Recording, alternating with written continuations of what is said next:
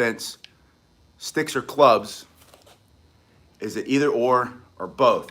I'm gonna tell you right now from the start, I like to use both. I'm gonna show you how to use these to do your training, get your training, have the most impact, give you the most strength, speed, power, most effective strikes, and how you can use clubs or sticks or both for self-defense.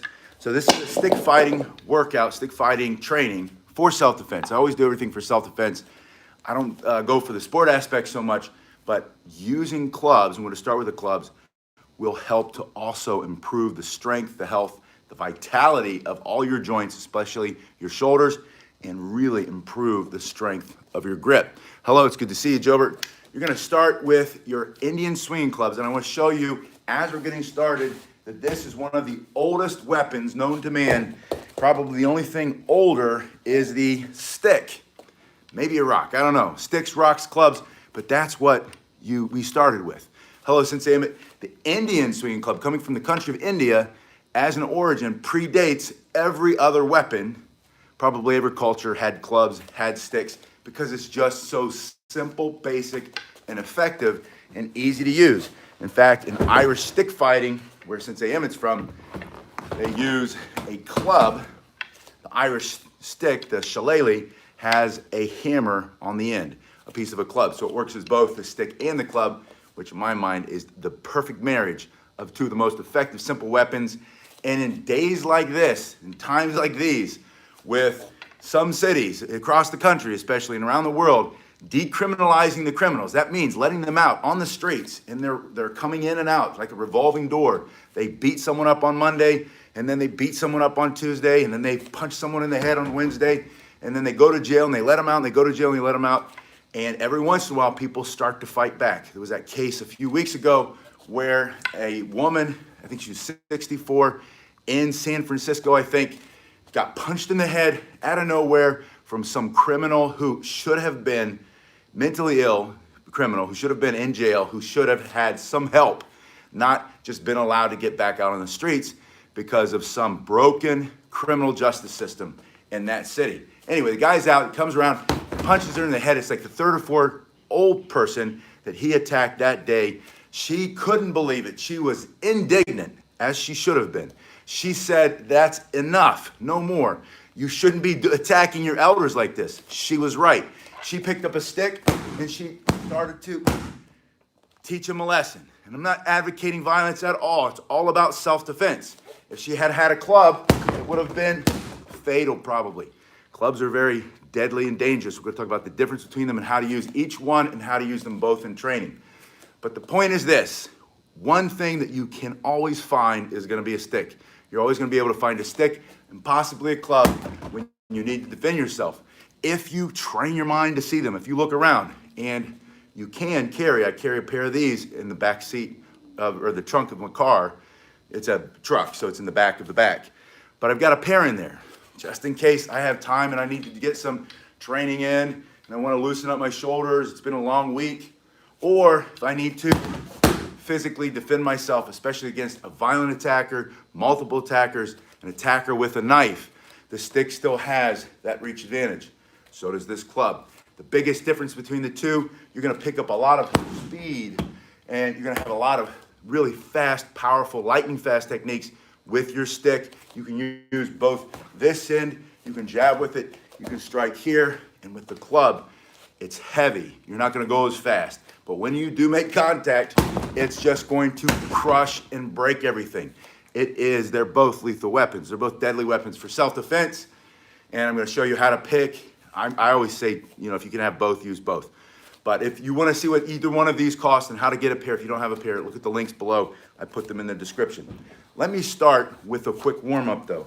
And I'm gonna start with the collie sticks. These are also known as escrima, arnis. And you can do that with these, and you can do it with these. I'm gonna show you why you might pick these after you start with these. Start with these for a few weeks, build up your strength, and then go to these. This is 2 pounds. That 2 pounds for self-defense is extremely effective, and the 2 pounds for stretching out your shoulders, building powerful grip in your hands, especially if you do martial arts like jiu-jitsu, grappling, you need to have a wicked strong grip. This is gonna give it to you.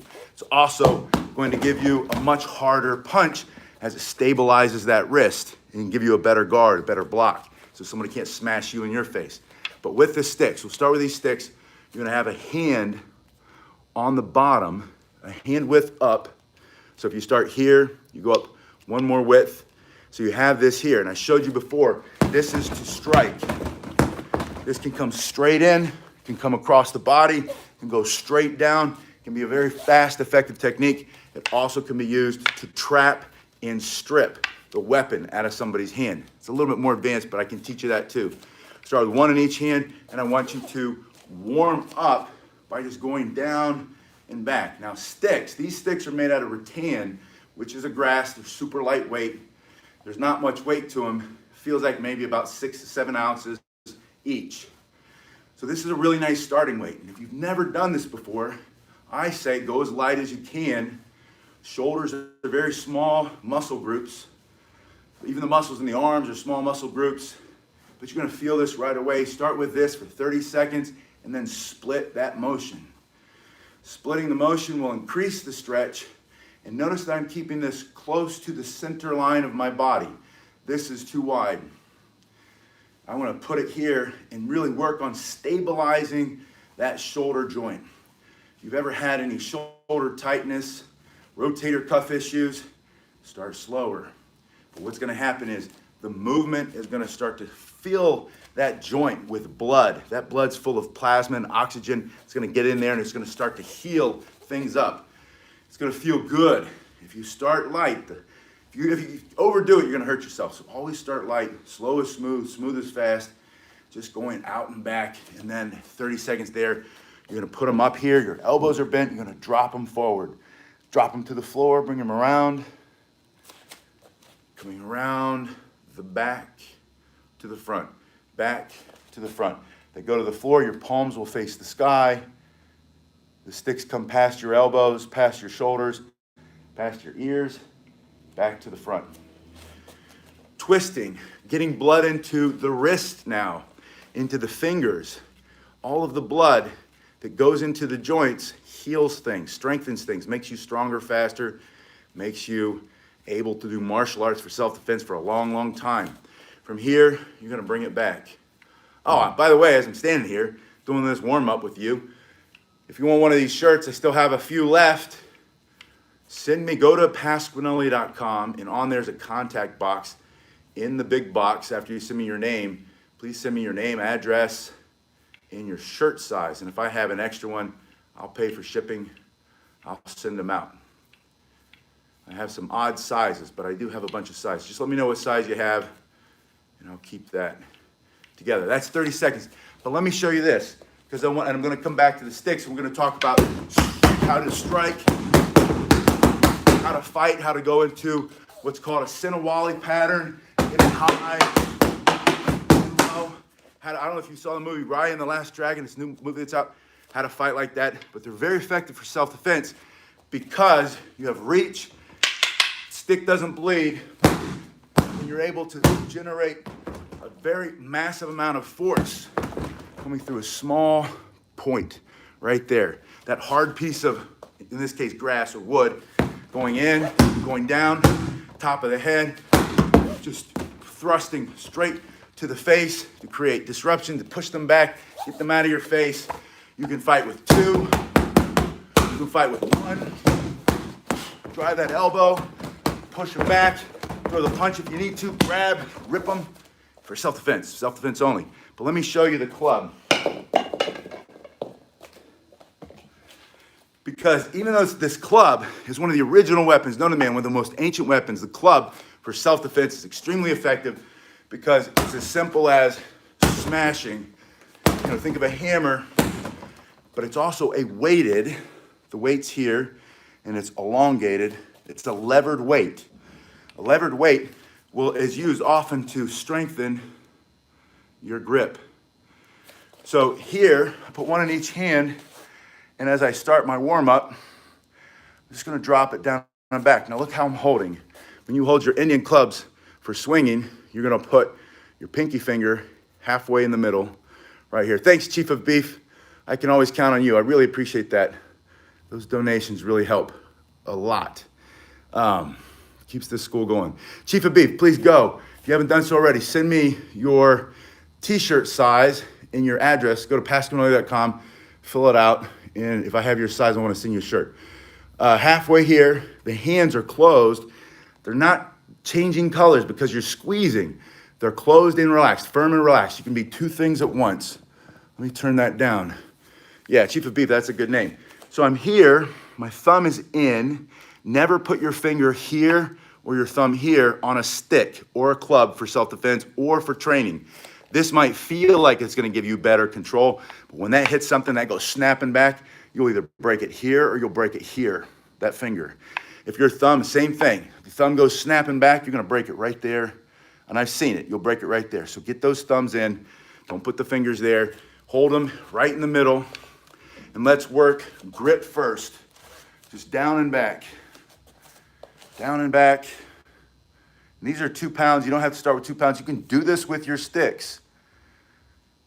Thank you. You can do this with your collie sticks, escrima sticks, arnis sticks.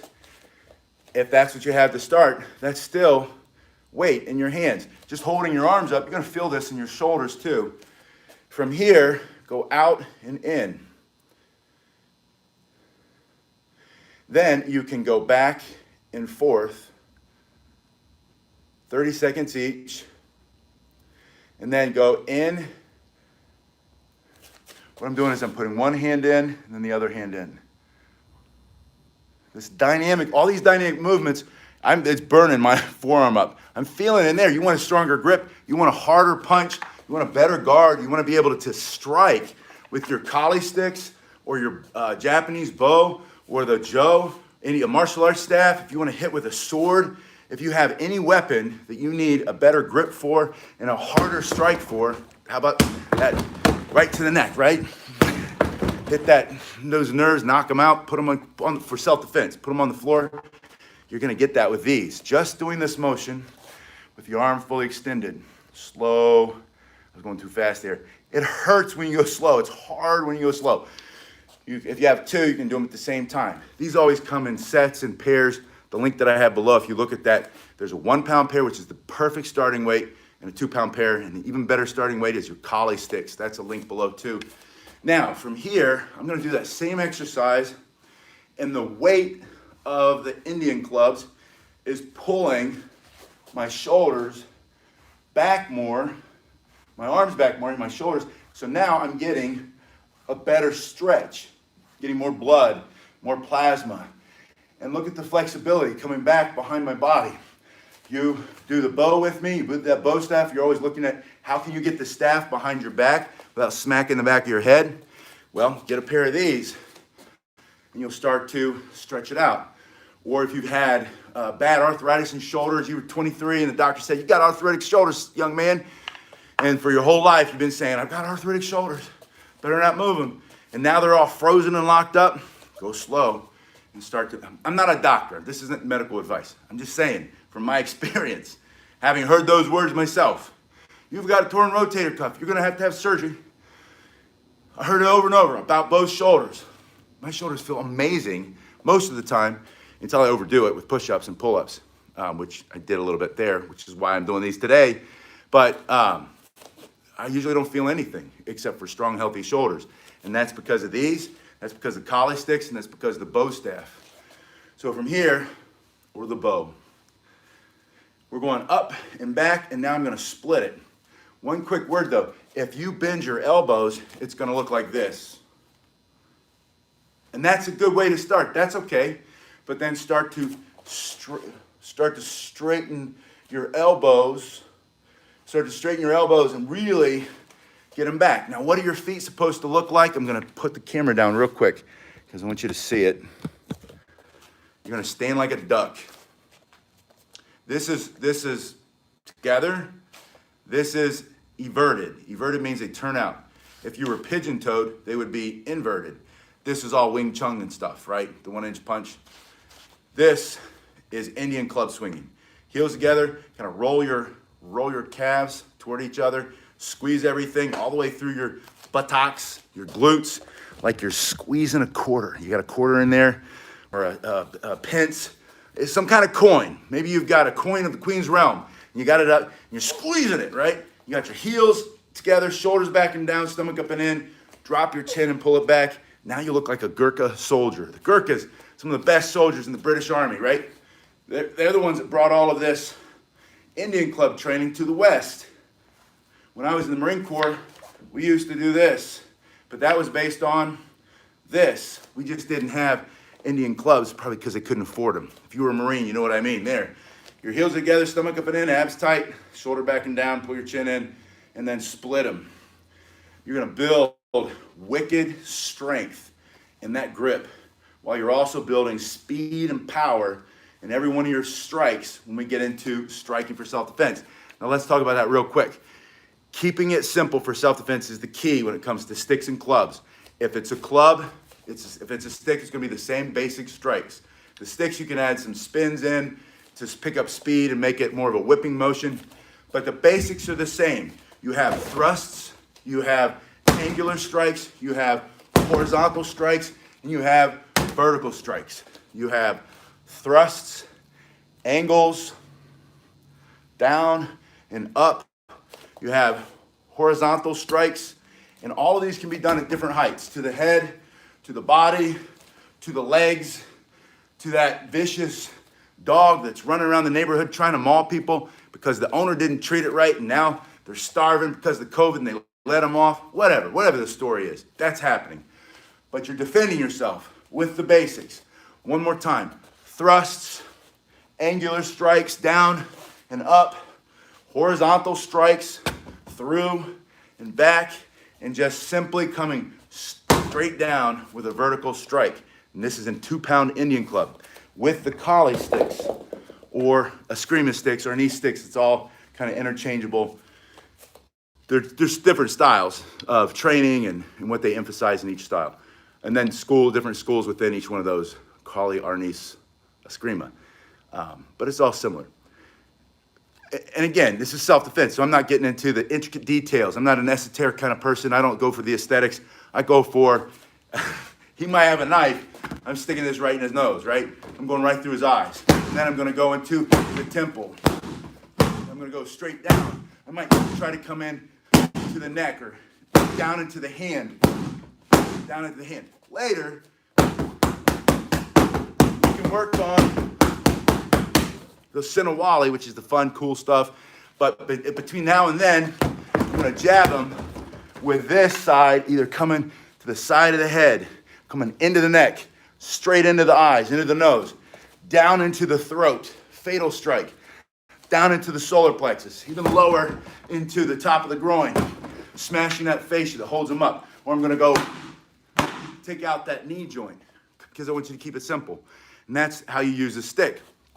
It can be this long, it can be short, it can be a rolled up magazine, it can be a rolled up newspaper, it can be whatever you can find to defend yourself, which is why I love one of the oldest weapons known to man, which is the stick or the Indian clubs, the basic clubs. Now let's go back to some of that mobility exercise, some of the twisting exercise. I showed you this where you go forward, right, and backward. And what's gonna happen is you're gonna increase flexibility of the joints. And notice that my hand is closed. This is wrong. This will always be wrong. That might work in like baton twirling, where if you lose your baton, you might have stage and you're in some rock band. Because if you drop your stick, you just pick it up and keep, whatever. But if you're trying to defend yourself and you get all fancy and you run into something like another stick, and all of a sudden you're back to this, then you just did yourself a disservice. You just harmed yourself. So keep your hand closed, not rigid, not changing colors because you're squeezing all the blood out, but closed and relaxed, firm. And when you do that, you're going to increase flexibility in your wrist, going outside, going inside, out and in. I keep stepping on my gloves there, but out and in. See if I can do something fancy there. Out and in. Same time or alternating. Doesn't matter, but do that motion so that you can get that flexibility in the wrist. That's not for fighting though. I'm not going to be facing somebody who's got a knife and start. They're just going to time it. They're going to close the gap. They're going to take my stick and beat me with it. I'm going to stand here and say, back up. I have every right to defend myself. Don't come any closer. And then when they do, before they do, when I see that look in their eye, and I know I don't have a choice, I'm not going to wait for them to jump, to stab, to whatever. I back up, then I have to defend myself. And I'm going to go for a thrust first. I want you to think of what are the targets you can remove or destroy for self-defense. Eyes, ears, nose, mouth, their ability to see, breathe, hear, think, be awake, knock them out. Breathe permanently if it's that vital, if it's self-defense, if it's you or them, they've got a knife. Go for the throat, go for the face, smash, strike, those ankles. You can go super fast with the stick, like I said. With the club, it's a little bit less fast, but it's a lot more powerful because you have that 2-pound weight, 3-pound weight, however big your club is. If you had a shillelagh, which is it's gonna be a little bit longer than this, a shillelagh is gonna have a club on the end. So you're gonna have both. You're gonna have a stick, and then you're gonna have a club. Stick, club, smash for self-defense. I love the shillelagh for that reason. And then the game of sticks, the Portuguese. I don't know if you guys have seen the Portuguese style of stick fighting, but someone brought that up recently, and I'd seen that years ago, and it's very similar to the Jo. The Jo's a little bit longer, the Japanese staff, but really, really cool, some cool stuff. If you guys wanted to go look for something new, look for the game of sticks, Portuguese style stick fightings.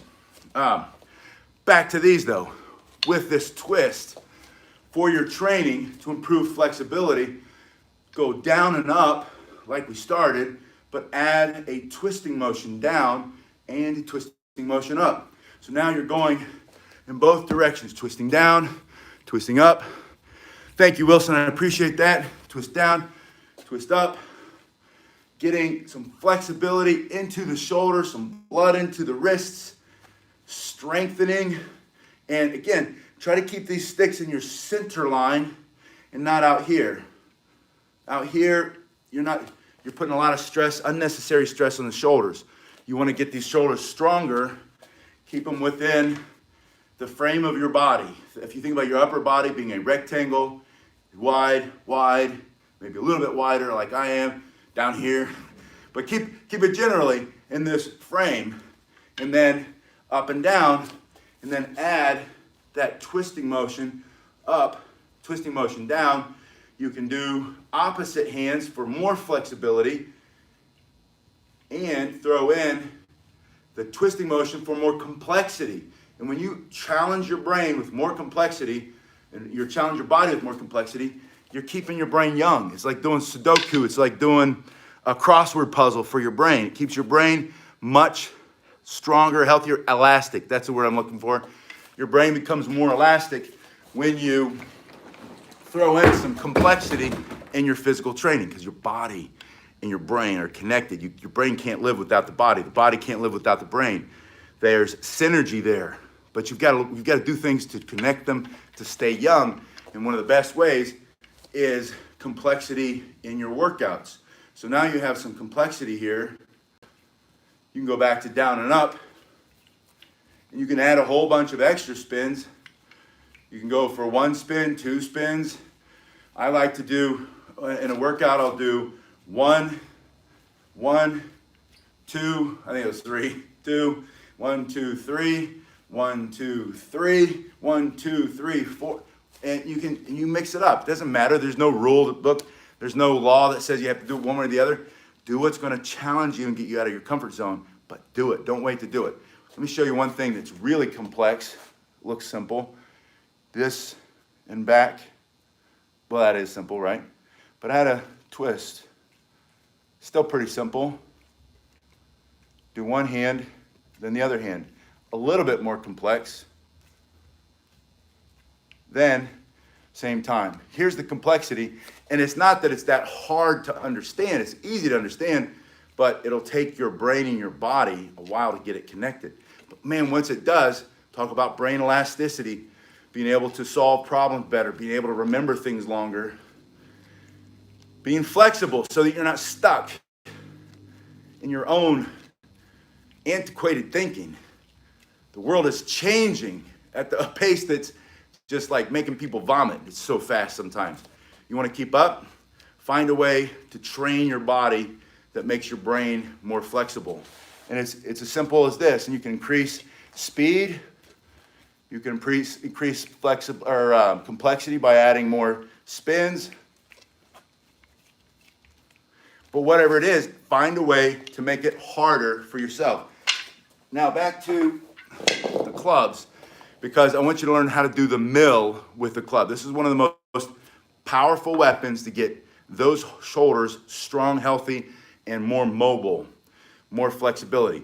As you age, and if you are 15 years old, you're aging. You'll be 16 soon, and then you'll be 18, then you'll be 30, then you'll be 50, and before you know it, you'll be 60. So you have to do something. That is a lesson for life. Thank you, Sensei Emmett. So the mill is going to consist of some basic exercises that are going to open up your chest, improve your posture, and when you do it with your heels together like a duck, we went over that earlier, stomach up and in, shoulders back and down, drop your chin and pull your head back this way.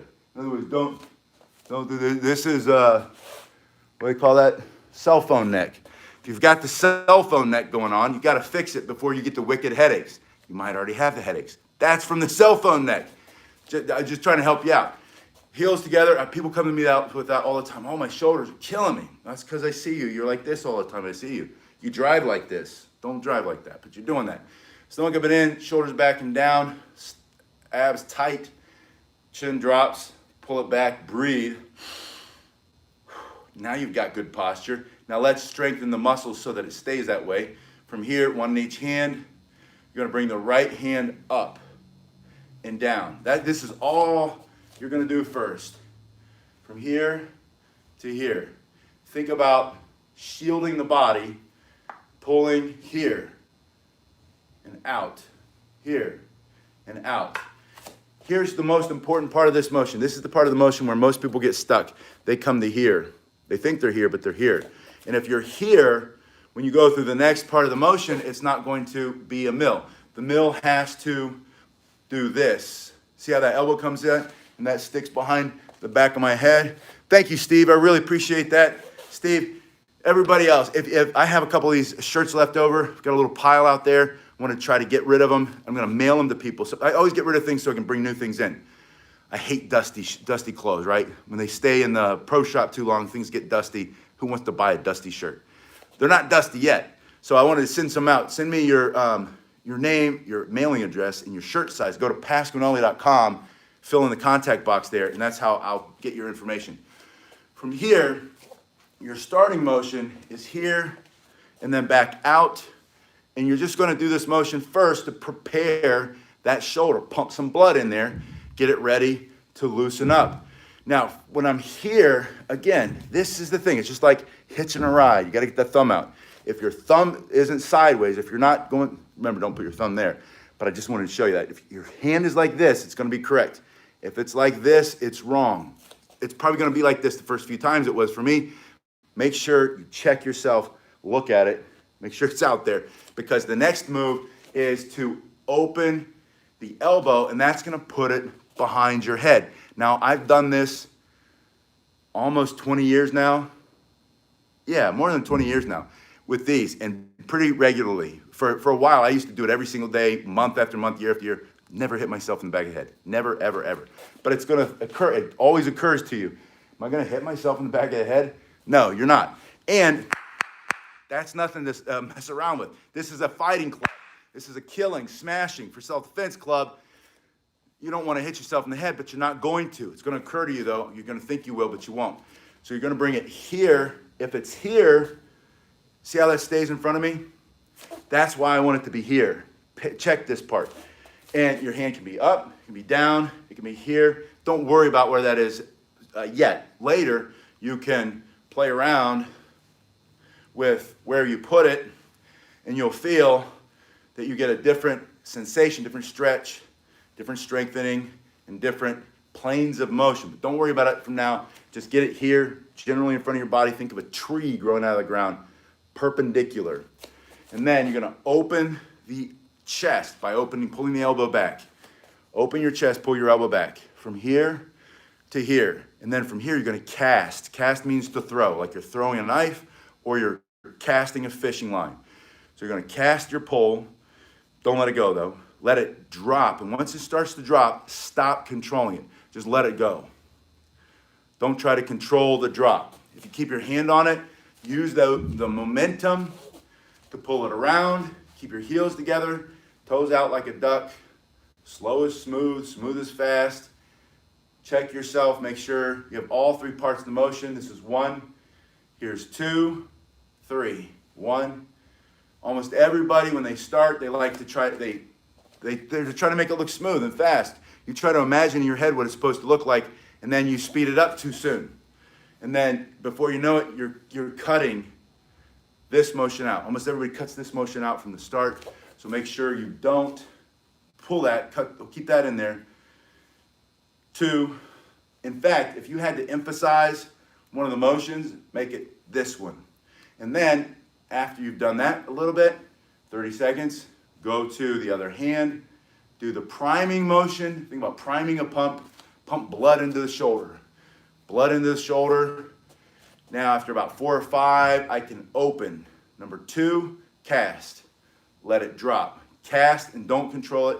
Let it drop. It's just like a kettlebell. If you've ever worked with a kettlebell, let the kettlebell do the work. In this case, let your Indian clubs swing, do the work. Stomach up and in, abs tight.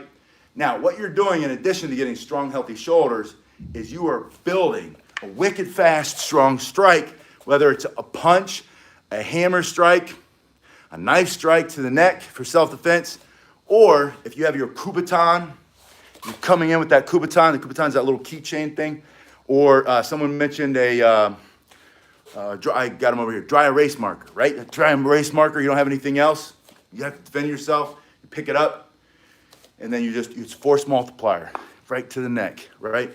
Or you're using your collie sticks, escrima sticks. This mill will not only straighten your body and your posture, lean you out a little bit, but it's also going to start to build strength in all those strikes. Strength, speed, power, accuracy, as you get more muscle control, more discipline in your body. Now, once you've done each arm independently, you're going to do one arm, and as you start to cast, bring the other one through, bring the other one through. And the key here is stomach up and in, abs tight, feet like a duck. Heels touching. Slow is smooth, smooth is fast. And if you don't get this in your first training session, get over yourself. You're not supposed to. It took me forever. And if it took me forever, it'll take you less long, I promise you. But don't quit. If I could do it, you can do it. The only superpower I've ever had is stubbornness, persistence. It's discipline. Everybody's looking for motivation to be successful in life or find your passion. That's BS. It's find your discipline. And it's not even discipline as so much as it's habit. You brush your teeth every day, that's a habit. That's not discipline. If you do this every day for 5 minutes and it becomes a habit, you don't have to think about discipline. Your whole life will change. But stop worrying or waiting for somebody else to come and motivate you or discipline you. It's not about that. It's about what habit do you have that you could replace? Do you sit on your bum in the morning watching TV shows that only feed the negative side of your brain? Then replace that habit with this habit. Then, after you've done that for a while, start with them together and out. Now what I'm doing here is I'm putting one arm in front, and then I'm putting the other arm in front. Look how I emphasize that second motion. Get those elbows out, put those behind my head. Every once in a while you might, as you're coming through, you might bounce them together. That'll startle you. It always does me, even though I've done it for years. That might startle you the first time, but you're still not gonna hit your head. Now, the only thing left to do is to reverse the mill by pulling it out. Now, there are a lot of variations and a lot of different exercises you can do with these clubs, but I want you to learn the basics first. Practice doing this for a while, and then shift your thinking. Is this a self-defense weapon? Well, yes, it is. It started as one. How would you use it? If all you had was a big club, could you effectively defend yourself? Absolutely. What's the difference between this and the collie stick? One is fast, one hits harder. This one's gonna smash them, this one's gonna slice them open. The reverse of the, I forgot, I was about to show you that. The reverse, if I do this, this, and this, then to reverse it, I do this, palm facing back. This is the key, palm facing back. And then I'm gonna turn that hand back as I'm bringing my elbow in, shielding the body. And then when I cast, I'm going this way, I'm letting it drop. I'm letting it kind of cut in front of my body. So this is the one you did, and this is its opposite twin, mirror. You can try one, and then do the other one. But back to these two, most ancient weapons, predates all other martial arts weapons. You know, the Indian martial arts, and if you think about like the Tamil, the people in the Tamil region, they have a lot of martial arts. The Gurkhas have Gakta, or Gakta, I think that's how they pronounce it. Different styles of martial arts. You've got Silambam, you've got Kirapati, and you'll find shorter swords, sometimes shields, you'll find sticks, you'll find longer staffs, martial arts staffs.